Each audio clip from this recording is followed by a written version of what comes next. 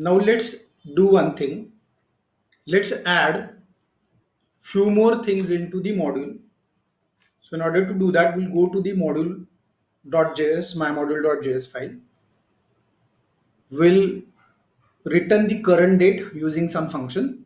So in order to perform that, I'll use the exports keyword dot. Let's create a function called as current date equals function which returns the current date using the date function. Because in the previous function we haven't returned anything, we directly printed the value, but in this function we have returned something from here. So let's understand how to carry it. Let's go back to our code and call mymodule.curDate.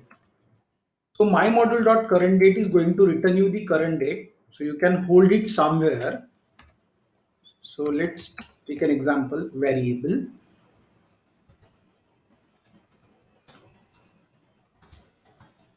Today equals mymodule.curDate and console.log today.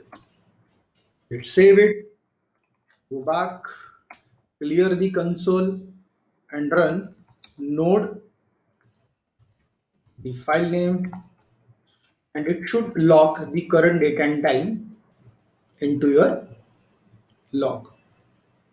Now let's go back. We have created a function that performs some direct operations. We have created a function that performs some return operations. Now let's create one more function which accepts the parameter and then return the value. So exports.square equals function which accepts some parameter and then return some output based on that. So square function will accept some number and we are returning the square of that number from here. Now come here, variable square equals mymodule.square.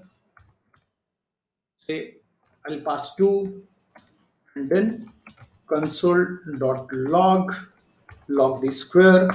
We should get the output as 4 for this. Come back to terminal and run the application and see the output. The output is 4 is printed for the square and similarly current date is printed.